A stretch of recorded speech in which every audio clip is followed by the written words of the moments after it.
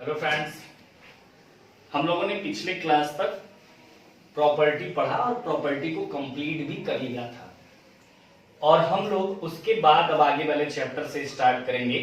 हम लोग lesson number 2 में आ गए हैं और लेसन नंबर 2 आज से हम लोग स्टार्ट कर रहे हैं। एक बार फिर से मैं आपको बता दूं कि प्रॉपर्टी जो आपको पढ़ाया गया है वो आपको प्रत्यास्था, सामर्थ्य या फिर भंगुरता, कड़ापन, चिमड़पन, है ना, नम्यता, तन्यता, इन नामों से नहीं पूछा जाएगा। तो आपको ये बात ध्यान में रखना पड़ेगा कि उनका इंग्लिश टर्म ही पूछा जाएगा कि स्ट्रेंथ क्या है, इलास्टिसिटी क्या है, प्लास्टिसिटी क्या है, टफनेस क्या है, हार्डनेस क्या है, फ्लेक्सिबिलिटी क्या है, टेंसिटी क्या है ना, ये सारी चीज, होमोजेनिटी क्या है, हेट्रोजेनिटी क्या है, उसके बाद आपका क्रीप क्या है, फटीग क्या है, ये सारी चीजें आप इसको ध्यान में रखोगे। ये आपके एग्जाम में क्वेश्चन बनता कैसे है?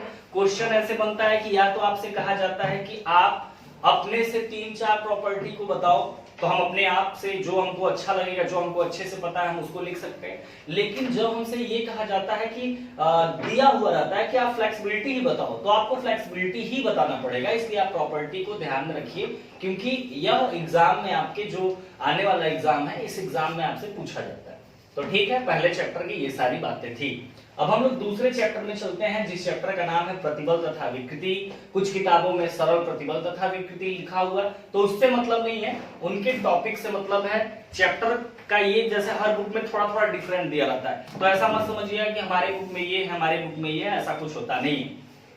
ठीक है, तो आज हम लोग दूसरे चैप्टर पे बात करेंगे कि प्रतिबल और विकृति। इस चैप्टर में हमको स्पेशली इन्हीं पे बात करना है, लेकिन इन पे बात करने से पहले इनसे रिलेटिव कुछ बातों को हम लोग जान लें, सीख लें, उसके बाद हम लोग प्रतिबल और विकृति पर आएंगे। ओके, तो यहां से प्रतिबल और विकृति, स्ट्रेस और स्ट्रेन को हम थोड़े एक आध क्लास के बाद समझेंगे, लेकिन पहले हम लोग इनसे पहले कुछ और बातें हम सीख लेते हैं। तो यहां से सबसे पहले हम पढ़ेंगे कि बोझ। अब बोझ का मतलब क्या होता है भाई? भार ही होता है के प्रकार। अब एक बात तो आप जानते ही होंगे कि बोझ, भार, बल, लोड, वेट, सारी बातें एक ही हैं, लेकिन द्रव्यमान अलग है। मतलब बोझ, भार, लोड, बल में द्रव्यमान के साथ साथ गुरुत्वीय त्वरण भी मौजूद होता है, मतलब mg की बात होती है। क्लियर हुआ? तो बोझ या भार के प्रकार में हम पढ़ेंगे कि यह निम्न है, यह निम्न है। पहला नंबर हम पढ़ेंगे टाइप्स ऑफ लोड में, इसको कहेंगे types of load. Types of load में हम पढ़ेंगे यहां पहला नंबर अचल तथा चल भार, मतलब डेड एंड मूवेबल या लिव लोड कह सकते हैं। ठीक है, तो अचल तथा चल भार, डेड एंड मूवेबल लोड, ऐसे हम यहाँ पे 4 प्रकार के बलों को, बोझ को, भार को पढ़ेंगे। पहला नंबर हमारा है अचल तथा चल भार, डेड एंड लिव लोड। दूसरा नंबर हमारा होता है तनाव, या फिर हम इसको पढ़ लें पहले, अक्षीय तथा अनुप्रस्थ भार,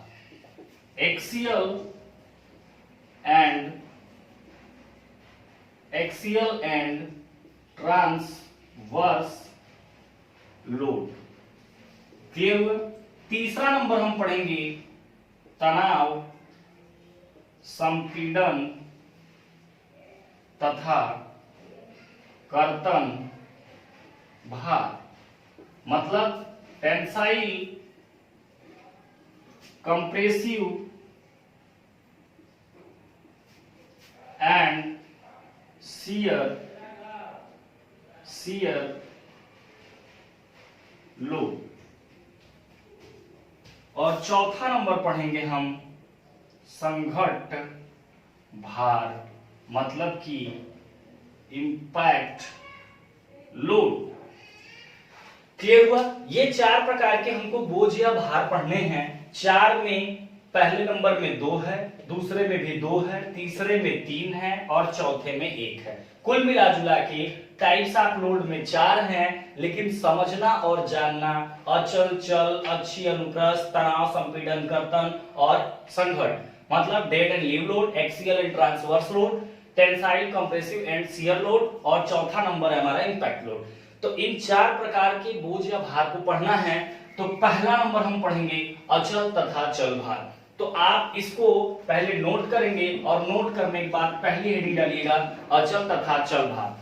अचल तथा चल भार में जो बात होती है, अचल तथा चल भार को आप समझने की कोशिश कीजिए। अचल का मतलब होता है जो चलने वाला ना हो, और चल का मतलब होता है जो चलने वाला हो। मतलब क्लियर है कि डेड लोड है। डेड लोड का मतलब ये है, अचल भार का मतलब ये है कि जैसे आप सुने होंगे कि ये संपत्ति हमारी अचल है। अचल का मतलब क्या है कि वो स्थिर है। इसका मतलब अचल भार को आप आराम से समझ सकते हो कि अचल भार वे भार होते हैं जिनके मान, मतलब उस भार की जो वैल्यू है वो, और जहां पे वो काम करती है या जो उसकी वर्किंग पॉइंट है या भी जो उसकी क्रिया रेखा है वो क्या होती है, स्थिर रहती है, बदलती नहीं है। समझ में आनी बात। अचल भार का मतलब होता है कि वे भार, अचल भार का मतलब होता है वे भार जिनके मान और क्रिया बिंदु दोनों स्थिर होते हैं, उनको हम लोग कहा जाता है, उनको हम लोग कहते हैं अचल भार। क्लियर हुआ। चल भार क्या है भाई, मूवेबल लोड है या फिर लिव लोड है। तो चल भार का मतलब होता है जस्ट इसका अपोजिट। अगर आप अचल को समझ पाते हैं तो चल को भी आप आसानी से समझ सकते हैं। चल भार वे भार होते हैं जिनके मान और क्रिया बिंदु दोनों बदलते रहते हैं, मतलब स्थिर नहीं रहते हैं। अब एक एक को समझा जाएगा। अचल भार को जैसे आपने देखा होगा पहले जमाने में, आज भी जमाने में है, लैंडलाइन का फोन देखा होगा आपने कि ये केबल जाती है, लैंडलाइन का केबल जाता है और यहाँ एक फोन होता है, एक यहाँ होता है। अब इस केबल का जो वेट होता है, इस पे बहुत ज्यादा अगर कुछ होगा तो इस पे क्या होगा कि चिड़िया बैठती हैं। इसका मतलब यह है चिड़ियों का वेट क्या होता है, समथिंग नगण्य होता है, 0 होता है या ग्राम में होता है, बहुत कम होता है, छोड़ा जा सकता है। इसका मतलब कि ये जो केबल गया है ये पोल के सहारे से जाता है। एक यहाँ पे फोन है, एक यहाँ पे फोन है, और इसके बीच में एक केबल से जोड़ा जाता है, और इस केबल को एक सहारा, एक सपोर्ट दिया जाता है, क्या पोल के थ्रू आपको सपोर्ट दिया जाता है। तो यहाँ पे जो इस पे वेट इसका जो है केबल का, इस केबल पर अगर घटने बढ़ने की बात की जाए तो इंसान तो उस पे जाके झूला झूलेगा नहीं, जाहिर सी बात है। इसका मतलब क्या होगा, इसका मतलब ये होगा कि बहुत ज्यादा अगर कुछ होगा तो चिड़िया जाके बैठेंगी, और उनका वेट समथिंग क्या है, उनका वेट समथिंग नगण्य है या ग्राम में है, जिनको हम वेट में गणना में नहीं ले रहे हैं। इसका मतलब यह है कि इसका जो केबल का वेट है वो क्या है, स्थिर है। इसका मतलब जब वेट स्थिर होगा, जब भार स्थिर होगा, तो उसका जो क्रिया रेखा है, जो उसकी क्रिया बिंदु है, वो भी क्या होगी, स्थिर होगी। इसका मतलब यह है कि आप इसको पहले लिखिएगा, इसमें अचल भार वे भार होते हैं, अचल भार वे भार होते हैं, अचल भार वे भार होते हैं जिनके मान और क्रिया बिंदु, जिनके मान और क्रिया बिंदु दोनों स्थिर होते हैं।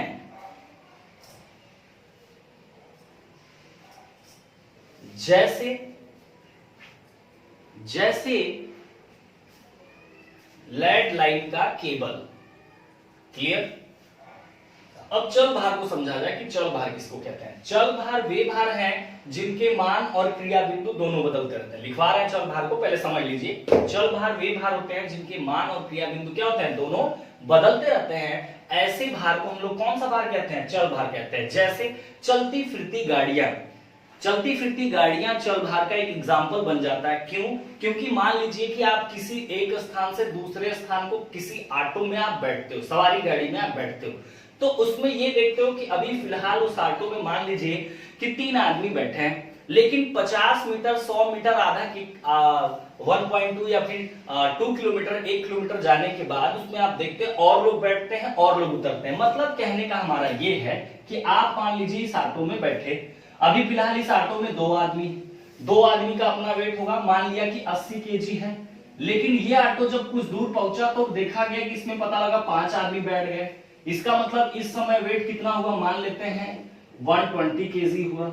आगे गए तो पता लगा सारे उतर गए, केवल एक बंदा बैठा है, केवल 30 केजी हुआ। इसका मतलब क्या है, इसका मतलब ये है कि भार लगातार क्या हो रहा है, भार लगातार बदल रहा है। जब भार बदलेगा 80 केजी की वर्किंग पॉइंट जो उसकी क्रिया बिंदु है वो कहीं और होगी, लेकिन जब 120 होगा तो उसका क्रिया रेखा क्रिया बिंदु कहीं और होगी, जब 30 होगा तो उसकी क्रिया बिंदु भी कहीं और होगी। इसका मतलब कि चल भार में उसके मान भी बदल रहे हैं और साथ ही साथ क्या बदल रहा है, उनकी क्रिया रेखा या क्रिया बिंदु भी बदल रहा है। इसका मतलब ये भार कैसे भार है, चल भार के एग्जाम्पल होते हैं, क्योंकि इसी में हमने पढ़ा कि जिनके मान और क्रिया बिंदु दोनों क्या होते हैं, बदलते रहते हैं। क्लियर हुआ। और एग्जाम्पल जैसे घरों में आपके मेज कुर्सी, अब वो क्या है, कोई ऐसी कुर्सी होती है जिसमें मानते हैं कि कोई एक बंदा केवल बैठता है, लेकिन हर कुर्सी का तो ये लिख के है नहीं मोहर मार के कि नहीं ये घर में है तो केवल एक ही बंदा बैठेगा। तो कभी उस चेयर पे 10 केजी का आदमी बैठता है, कभी 50 बैठता है, कभी उस टेबल पे 20 केजी का वेट है, कभी 50 केजी का वेट है, कभी बिल्कुल वेट नहीं है। तो मतलब कहने का क्या कि चलती फिरती जो गाड़ियां हैं उनके भी मान और क्रिया बिंदु बदलते रहते हैं, जो चल भार के एग्जाम्पल बनते हैं। मेज कुर्सी ये भी आपके चल भार के एग्जाम्पल बनते हैं। तो अब लिखिएगा उसी के नीचे पैराग्राफ चेंज करके कि चल भार वे भार होते हैं, चल भार वे भार होते हैं जिनके मान और क्रिया बिंदु दोनों बदलते रहते हैं। चल भार वे भार होते हैं जिनके मान और क्रिया बिंदु दोनों बदलते रहते हैं। जैसे चलती फिरती गाड़ियां,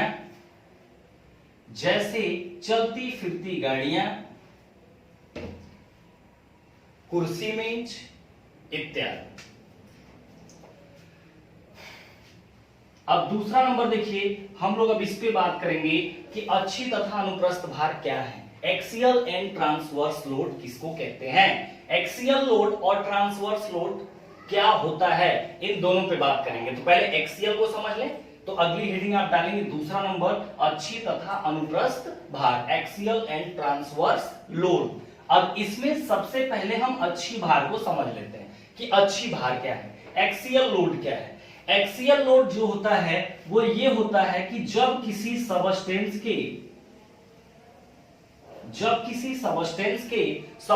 का मतलब समझते हैं पदार्थ, जब किसी पदार्थ के, ये हमारा कोई एक पदार्थ है, जब किसी पदार्थ के लंबाई के अक्ष के, लंबाई का अक्ष मतलब ये पदार्थ की लंबाई है तो इसका लंबाई का अक्ष यही होगा।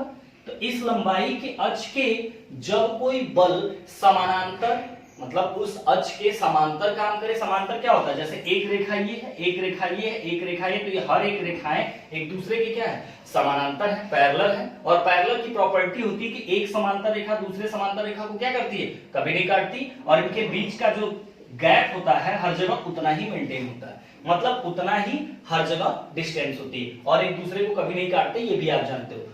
तो वही बात मैं कर रहा कि अक्षीय भार किसको कहते हैं। अक्षीय भार में हमने कहा कि जैसे मान लीजिए कि ये हमारा कोई एक पदार्थ है, ये हमारी कोई वस्तु है, इसकी लंबाई की अक्ष यही होगी।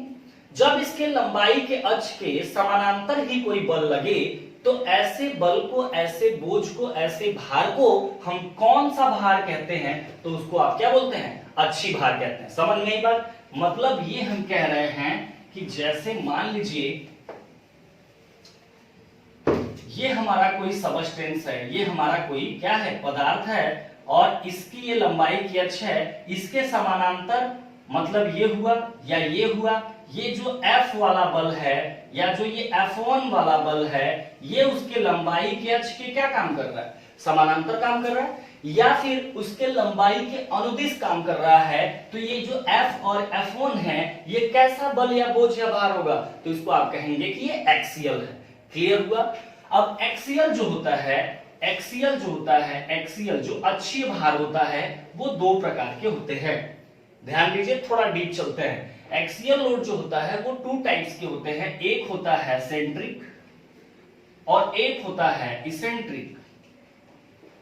सेंट्रिक क्या होता है, इसको बोलते हैं केंद्रित और एक होता है उत्केंद्रित।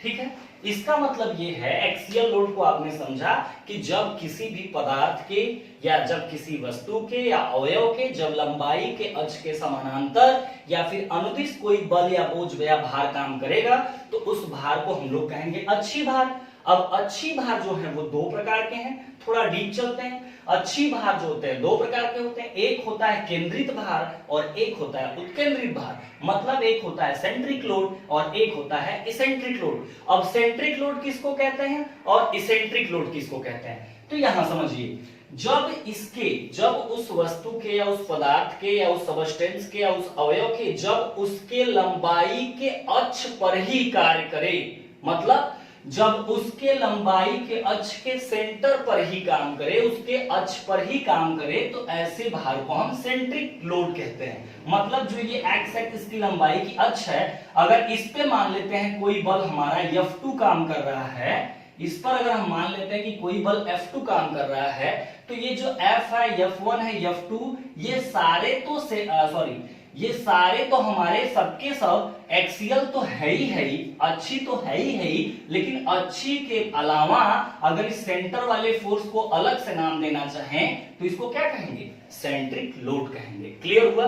मतलब जब अवयव के लंबाई के अक्ष पर ही कार्य करने लगे तो ऐसे एक्सियल लोड को हम सेंट्रिक लोड कहते हैं। समझ में आई बात? इसेंट्रिक लोड का मतलब क्या होता है, जब उसके अक्ष के अगल बगल आगे पीछे काम करे लेकिन उसके अक्ष के क्या हो, समानांतर ही रहे, तो ऐसे बल को हम लोग क्या कहेंगे, इसेंट्रिक कहेंगे। मतलब इसमें F और F1 कैसे लोड हुए, इसेंट्रिक। मतलब एक्सियल तो है ही, लेकिन वो क्या नाम देंगे उसको, इसेंट्रिक देंगे। जब उसके सेंटर पर ही काम करेगा तो उसको क्या नाम देंगे, सेंट्रिक। क्लियर हुआ? तो दूसरी हेडिंग जो आपने डाला है एक्सियल एंड ट्रांसवर्स लोड, अक्षीय तथा अनुप्रस्थ भार, उसमें लिखिएगा अक्षीय भार वे भार होते हैं, अक्षीय भार वे भार होते हैं, अक्षीय भार वे भार होते हैं जो उस अवयव के लंबाई के अक्ष के समानांतर कार्य करते हैं। यह दो प्रकार के होते हैं, यह दो प्रकार के होते हैं। पहला नंबर केंद्रित भार, यह दो प्रकार के होते हैं। पहला नंबर केंद्रित भार मतलब सेंट्रिक लोड, और दूसरा नंबर उत्केंद्रित भार जिसको कहते हैं इसेंट्रिक लोड। अब उसके नीचे लिखिएगा एक्सियल लोड टू टाइप्स के हो गए, लिखा आपने एक सेंट्रिक और एक इसेंट्रिक। उसी के नीचे लिखिएगा पैराग्राफ चेंज करके, जब अवयव के या जब पदार्थ के, जो भी लिखना है आपको, जब अवयव के या फिर जब पदार्थ के लंबाई के अक्ष पर ही कार्य करे, लंबाई के अक्ष पर ही कार्य करे, तो उसे सेंट्रिक लोड या केंद्रित भार तथा अक्ष के या केंद्र के अगल बगल कार्य करता है तो उसे उत्केंद्रित भार कहते हैं, तो उसे उत्केंद्रित भार कहते हैं।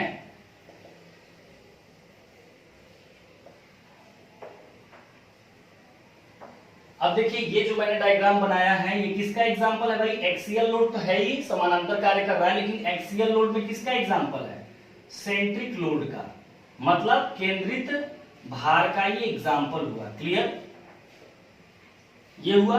उसके बाद अगर आप उत्केंद्रित का डायग्राम बनाना है आपको तो यहीं पे आप बना लीजिए, जहां लिखे हैं उसी के नीचे ये डायग्राम बना लीजिए। आपको इसी से देख के हमेशा याद रहेगा कि कौन सा सेंट्रिक है और कौन सा इसेंट्रिक है।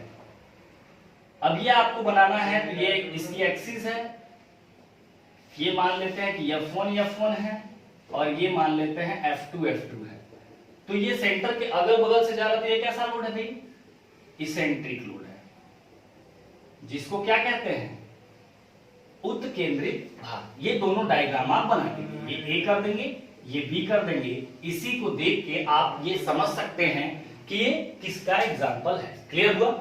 तो आगे हम चलते हैं। तीसरा नंबर, तनाव, संपीड़न तथा कर्तन भार। ठीक है, तो इतना ध्यान दीजिए कि यहां तक हम लोग पढ़े हैं। इसके आगे हम लोग पढ़ेंगे तनाव, संपीड़न तथा कर्तन भार। तो तीसरा नंबर हेडिंग डालिएगा, तनाव, संपीड़न तथा कर्तन भार, tensile, compressive and shear load. अब तनाव भार को समझिए कि तनाव भार किसको कहते हैं। टेंसाइल लोड जो हमारा होता है, अगर आपका कुछ छूट जाए तो आप पीछे करके वीडियो कर लिया करिए, उसमें कोई परेशानी नहीं है। ठीक है, आपकी वीडियो आराम से पीछे भी हो सकती है, जहां चाहे वहां रोक भी सकते हैं, आपको बताया भी जा चुका है। तो अगर आगे चले जाए तो आप पीछे जाके देख लिया करिए क्या पढ़ाया गया। टेंसाइल लोड समझिए, तनाव भार। जब अनुप्रस्थ भार तो आपको बताया ही नहीं, एक सेकेंड, ये हमारा एक्सियल लोड अभी हम पढ़ाए हैं, अनुप्रस्थ भार अभी आपको हम बताए ही नहीं। अनुप्रस्थ भार को भी समझ लीजिए। अनुप्रस्थ भार क्या है कि जब किसी पदार्थ के लंबाई के अक्ष, यही होगा एक्स एक्स, इसकी लंबाई का अक्ष, ये हमारा कोई सबस्टेंस है, कोई पदार्थ है, तो इसके जो लंबाई की एक्सिस होगी यही होगी। हमने कहा कि अनुप्रस्थ भार, जो दूसरा नंबर हम पढ़ा रहे थे, अच्छी तथा अनुप्रस्थ भार, तो अच्छी भार को हमने बता दिया, अनुप्रस्थ भार को नहीं बता पाए थे, तो इसी को बता रहे हैं। अनुप्रस्थ भार वे भार होते हैं जब उस पदार्थ के लंबाई के अक्ष के लंबवत कार्य करते हैं, तो उसको हम लोग कहते हैं, कौन सा भार कहते हैं? अनुप्रस्थ भार, या उसी को हम लोग कहते हैं ट्रांसवर्स लोड। क्लियर हुआ? इसका मतलब लंबाई की अक्ष ये है, तो लंबवत का मतलब ऐसे होगा, क्योंकि इसको पीछे बढ़ाएंगे तो इसकी वर्किंग पॉइंट, इसकी क्रिया रेखा को अगर पीछे बढ़ाते हैं तो इस एक्सिस से कितने डिग्री पर है? 90 डिग्री। या फिर हम इधर भी लगा सकते हैं, इधर भी हम लगा सकते हैं, ये F1 F1, ये F2 F2। तो इसको अगर हम पीछे बढ़ाएं तो ये भी कितना डिग्री बना रहा है? इस एक्सिस से, इस एक्सिस से कितना बना रहा है? 90 डिग्री। इसका मतलब ये है कि जब किसी पदार्थ के या जब किसी अवयव के लंबाई के अक्ष के अगर लंबवत कार्य करता है, तो इस बल को, इस बोझ को, इस भार को कौन सा बोझ या भार कहते हैं? अनुप्रस्थ भार कहते हैं। क्लियर हुआ? इसका भी डायग्राम अगर आपको बनाना है तो आप बना लीजिएगा, पहले लिख लीजिए अनुप्रस्थ भार को। अनुप्रस्थ भार वे भार होते हैं, अनुप्रस्थ भार वे भार होते हैं जो उसके लंबाई के अक्ष के, जो उसके लंबाई के अक्ष के लंबवत कार्य करते हैं, जो उसके लंबाई के अक्ष के लंबवत कार्य करते हैं। ठीक है, अब इसको आप बना लीजिए, ये आपका अनुप्रस्थ भार का एग्जांपल हो जाएगा। ठीक है, अब इसके अलावा, अब अगर हम अक्षीय भार भी आप जान गए, अनुप्रस्थ भार भी आप जान गए।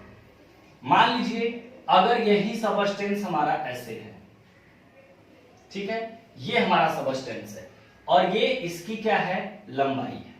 ठीक है, तो अगर हम यहां पे, इसका ये सेंटर है, यहां पर अगर हम लोड देते हैं F का, तो ये कैसा बोझ या भार है? अब आप समझिए और आप दिमाग लगाइए। मतलब ये है कि ये जो हम F यहां दिए हैं, इस वस्तु पर, इस पिंड पर, इस अवयव पर, इस सबस्टेंस पर, तो ये अक्षीय भार है या अनुप्रस्थ भार है? तो अब कितने लोग सोचेंगे कि ऐसे सर लगाए हैं तो ये अनुप्रस्थ भार है। नहीं भाई, इसकी लंबाई की अक्ष यही है ना, और इसी अक्ष पे लगाया गया है या यहां लगाया गया हो, तो ये लंबाई की अक्ष अब ये है, तो इसका जो समानांतर, अगर ये हमारी अक्ष हो गई तो इसका समानांतर क्या होगा? ये ऐसे ही होगा, ऐसे ही होगा, इधर होगा, इधर होगा, ये क्या समानांतर होगा? जब हमारी लंबाई की अक्ष ये थी तो समानांतर ये था, तो हर हालत में समानांतर बल जो काम करेगा वो अच्छी भारी होगा, चाहे वो हॉरिजॉन्टल में अगर ये है तो ये इसकी लंबाई की अक्ष है, तो ऐसे ऐसे लोड लगा रहे तब एक्सियल हो रहा है, और ट्रांसवर्स ऐसे हो रहा है। अगर ऐसे हम कर दें इस बॉडी को, तो इसका मतलब लंबाई की अक्ष ये हो गई, तो इसका मतलब इसके समानांतर अगर हम लोड दे रहे हैं तो ये कौन सा बल होगा, अच्छी भार होगा। अब अगर अनुप्रस्थ भार, अगर ट्रांसवर्स लोड की बात करें तो इसको ऐसे लगाना पड़ेगा। इसका मतलब ये अच्छी भार हुए, लेकिन ये सारे कैसे भार हुए, ये सारे अनुप्रस्थ भार हुए। ठीक है, ये दिमाग बैठा कि कौन सा अच्छी भार है और कौन सा अनुप्रस्थ भार है। क्लियर। आगे हम लोग चलते हैं तीसरा नंबर। देखिए छोटी छोटी चीजें हैं, हम लोगों को समझना पड़ेगा, तभी पढ़ने का भी मजा आएगा। ठीक है, तीसरा नंबर तनाव संपीड़न तथा कर्तन भार। तनाव भार किसको कहते हैं, संपीड़न भार किसको कहते हैं, और उसके बाद कर्तन भार किसको कहते हैं। तो एक एक को समझेंगे।